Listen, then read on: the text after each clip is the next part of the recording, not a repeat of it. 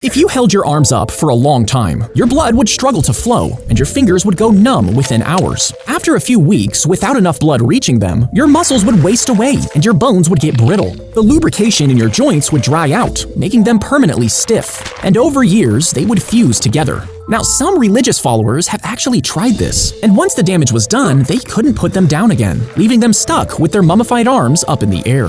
A cannonball would leave a massive hole in your chest, but your chest is full of important stuff, like your heart and lungs. But if the cannonball somehow missed all of that, could you actually survive? Well, doctors would have to stop the bleeding and make sure the inside stay cleaned. Then they would have to take skin from another spot of your body and use it to cover the edges. And once it heals, some muscles might actually adapt. Your body would be severely limited, but might still work with just a huge gap right in the middle. If you cut open a cockroach, you'll get a tiny bit of cockroach milk. And that's because they produce this yellow goo to feed their babies, which then hardens into a crystal. Now, these crystals actually have more nutrients than cow's milk, but each roach only makes a tiny amount, smaller than a grain of sand, meaning you'd need to milk around 3,000 of them just to fill one glass.